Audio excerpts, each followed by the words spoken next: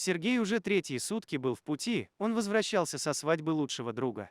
Из-за мороза и снега дорога превратилась в сплошной каток. Он снизил скорость, чтобы не рисковать. Внезапно, около леса он заметил одинокую фигуру. «Интересно, кого это занесло в такую глушь?» – подумал Сергей, ведь ближайший населенный пункт был в километрах 40. Сергей остановил машину и поспешил к лесу. Под деревом стояла молодая женщина, вся посиневшая от холода. «Ты как тут оказалась?» – спросил Сергей. Но та ничего не ответила и только что то пробормотала дрожащими губами.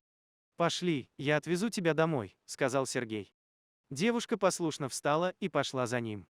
Мужчина налил ей горячего чая и укутал пледом. «Где ты живешь?» – спросил Сергей. «Уже нигде», – ответила женщина. Как оказалось, ее муж был очень груб и жесток. Они сильно разругались, и он отвез ее в лес и сказал, чтобы больше ее не видел. «А в полицию не пробовала обращаться?» – спросил мужчина. «Бесполезно, у него там все схвачено, он общается в блатных кругах, и все его знают», – ответила женщина. «Я не поеду домой», – сказала девушка. «Ладно, поехали ко мне, а там подумаем, что делать», – сказал Сергей. Сергею стало очень жаль эту девушку, и он не понимал, как так можно поступать. Мужчина жил один в однокомнатной квартире. Он не планировал обзаводиться семьей, считал, что сначала нужно построить карьеру. Он никогда не забудет, как раньше жил впроголодь с матерью. Сергей поставил раскладушку на кухне, а девушке отдал кровать.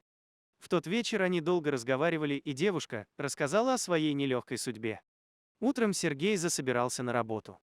Татьяна проснулась. «Будь как дома, еда в холодильнике, не стесняйся. Я пойду на работу, а вечером подумаем, как с тобой быть», — сказал Сергей. Весь день Сергей думал о Татьяне, что с ней делать и как поступить. И тут он вспомнил про одноклассника, который работал в полиции, может, он сможет помочь.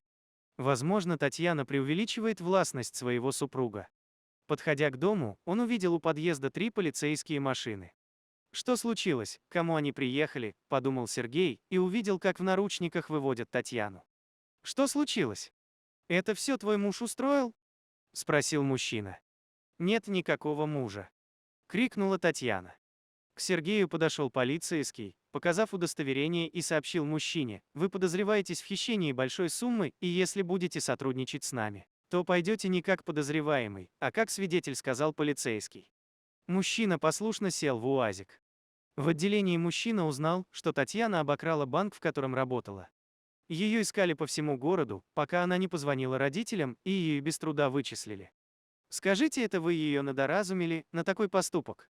«Где вы прячете деньги? Мы обыскали всю квартиру», — сказал полицейский. «У меня нет никаких денег, я вчера ее нашел в лесу, и при ней не было никаких денег». «Запись с видеорегистратора подтвердит мои слова», — сказал Сергей. Через несколько часов мужчину отпустили под подписку о невыезде. Сергей пребывал в состоянии шока. Убираясь в квартире после обыска, парень не верил в то, что Татьяна могла украсть деньги. «А, что, если это ее муж подстроил?» – подумал Сергей и набрал номер своего друга полицейского. К счастью, друг не отказал в помощи, и через час они сидели на кухне, пили чай и обсуждали случившееся. «Я не думал, что ты будешь замешан в этой истории. Дело известное, вся полиция стояла на ушах. У Татьяны есть 5-летний сын, она мать, одиночка, и недавно ему поставили неутешительный диагноз, нужно было дорогостоящее лечение. Татьяна долго бегала по разным фондам, но результата не получала. Потом она решила обратиться к руководству банка, чтобы взять кредит, но и там ей отказали. Но недавно ее сыну стало совсем плохо, и она решилась на эту кражу. Украв деньги, она отдала деньги в больницу, мальчику сделали нужную операцию, сказал Николай. Да уж дела. «А что она делала в лесу?» – спросил Сергей. «Говорит, что была в состоянии аффекта», – ответил Николай. «Как я могу помочь ей? Ведь у нее маленький ребенок», – спросил Сергей. «Ну, во-первых, нужно нанять хорошего адвоката, и в идеале было бы вернуть украденную сумму, может, банк пойдет навстречу и отзовет заявление. Адвоката я найму, а вот где деньги взять?» – думал Сергей.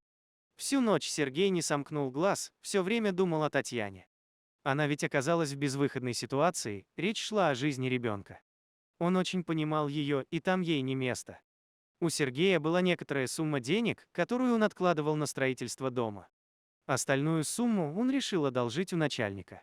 Они хорошо общались, и у них были доверительные отношения. Благодаря адвокату и возвращенных денег, через месяц Татьяна была на свободе, банк пошел навстречу девушке. Сергей встретил Татьяну. «Ты прости меня, что я не рассказала тебе всю правду. Спасибо большое за все, что ты сделал. Я до конца жизни в неоплатном долгу перед тобой. Как мой сын», — сказала и заплакала девушка. «Идет на поправку, я вчера к нему заезжал». «Перестань, ты ничего мне не должна, на кону стояла жизнь ребенка», — ответил Сергей. Прошло 1,5 года, сегодня Татьяна выходила замуж за самого любимого и надежного человека. «Мама, там дядя Сережа приехал на лимузине», — радостно закричал Кирюша. Татьяна и не могла поверить, что тогда замерзающая в лесу встретит там своего спутника жизни.